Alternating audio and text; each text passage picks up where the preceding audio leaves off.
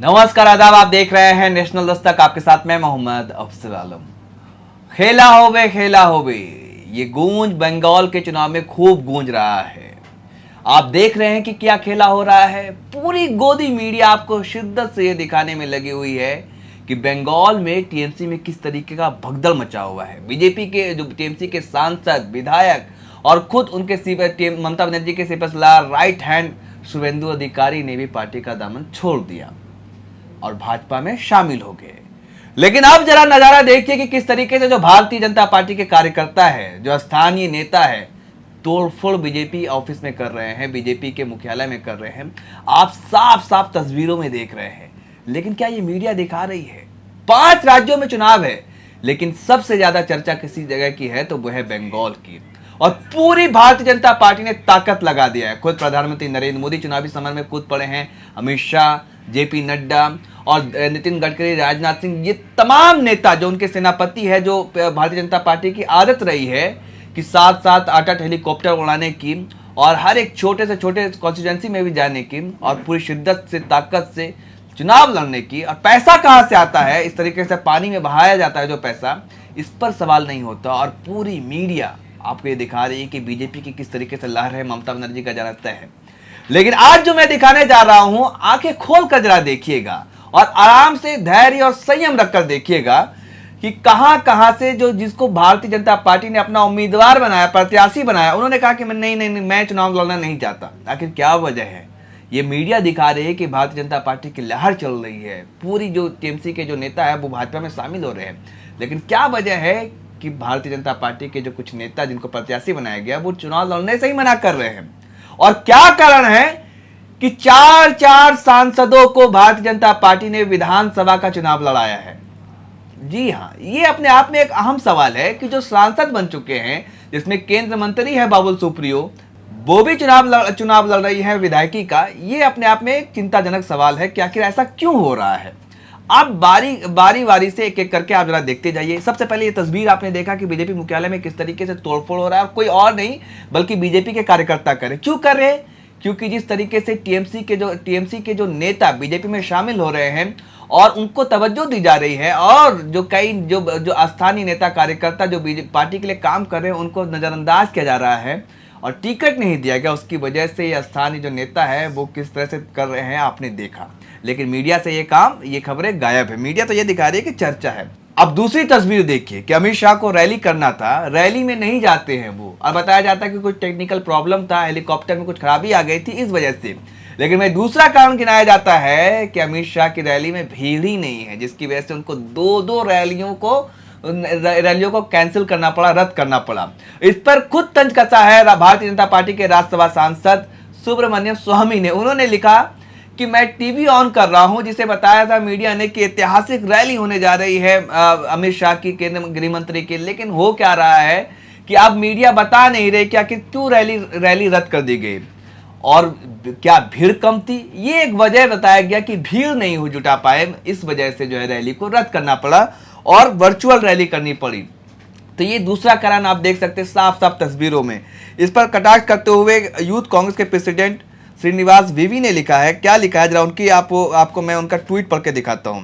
श्रीनिवास वीवी अपने Twitter handle से लिखते हैं, बंगाल में अमित शाह की रैली में उमड़ा भारी जनसैलाब। खबरों के मुताबिक भारी भीड़ के चलते रैली को रद्द कर दिया गया है।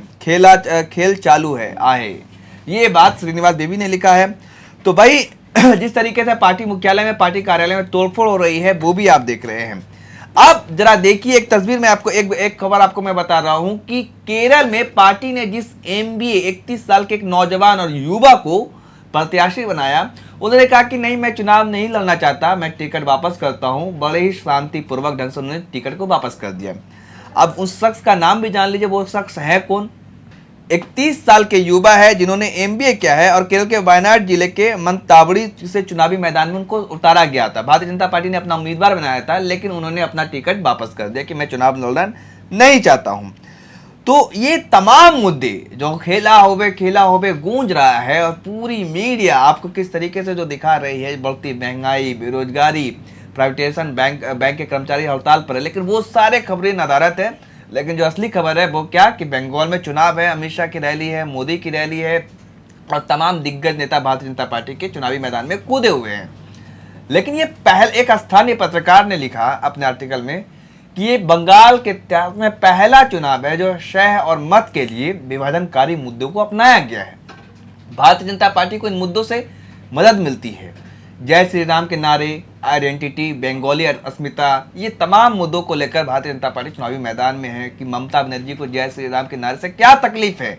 हिंदुत्व कार्ड खेला जा रहा है तो भाई ममता बनर्जी भी ब्राह्मण कार्ड खेल रही है। जो जन सरोकार के मुद्दे हैं, किसान, मजदूर, वो सब पीछे छूट गए हैं। लेकिन अब जिस मुद्दे पर चुनाव लड़ा जा रहा है वो है जय श्री राम, हिंदू, मुसलमान, क्योंकि इन सभी मुद्दों से बीजेपी को फायदा मिलता है। लेकिन बंगाल की जनता ने कभी भी हिंदू मुसलमान के नाम पर वोट नहीं किया है, और ये पहला चुनाव होने जा रहा है जहां पर विभाजनकारी मुद्दों को अपनाया जा रहा है।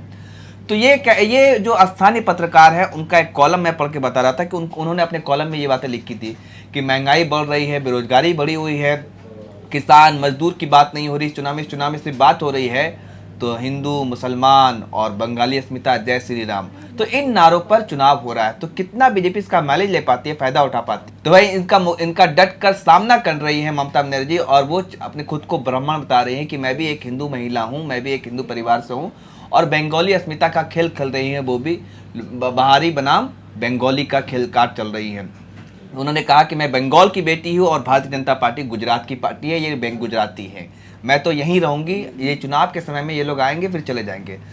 तो वहीं दूसरी ओर जो प्रशांत किशोर हैं, जो राजनीतिक रणनीतिकार है, उन्होंने कहा था कि अगर 2 डिजिट से ज्यादा भारतीय जनता पार्टी चुनाव में ले आई सीटें तो मैं ये काम अपना छोड़ दूंगा। तो बड़ा दौर, और उन्होंने बड़ी बात कह दी है। लेकिन अमित शाह और भारतीय जनता पार्टी के तमाम नेता ये दावा कर रहे हैं कि 200 से ज्यादा सीटें हम जीतेंगे। लेकिन ये देखना दिलचस्प होगा कि क्या वाकई ऐसा होता है या नहीं। एक बात और मैं आपको बता दूं कि हावड़ा के दक्षिण से जिसको उम्मीदवार बनाया भारतीय जनता पार्टी ने, उन्होंने कहा कि मैं चुनाव ही लड़ना नहीं चाहता, मैंने भारतीय जनता पार्टी को, अपनी पार्टी को बता दिया था, फिर उन्होंने क्यों मुझे टिकट थमाया। इन शख्स का नाम भी जान लीजिए, ये कौन है, जो 2019 का चुनाव भी भारतीय जनता पार्टी के टिकट पर चुनाव लड़ चुके हैं, लेकिन वो हार चुके थे। उनका नाम है, वरिष्ठ पत्रकार भी रह चुके हैं, रणतीदेव सेनगुप्ता। उन्होंने कहा कि मैं लड़ना नहीं चाहता। तो आखिर क्या वजह है जो टिकट के लिए मार हो रहा है, तो वही दूसरी ओर टिकट अपना वापस कर रहे हैं। तो इससे ही आप समझ सकते हैं कि वहां पर क्या हो रहा है और मीडिया कितना आपको गुमराह कर रही है। 2 बातें एक अहम है।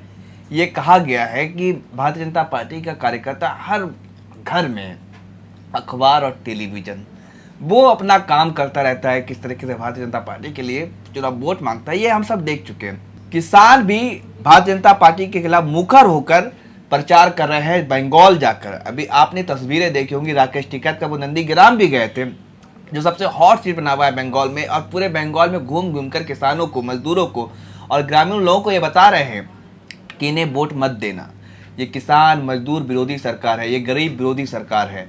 तो ये अपने आप में देखना दिलचस्प होगा कि आखिर होता क्या है। वो तो वक्त ही बताएगा 2 मई को, लेकिन 8 चरणों में चुनाव होना है, जो अपने आप में एक दिलचस्प वाक्य है।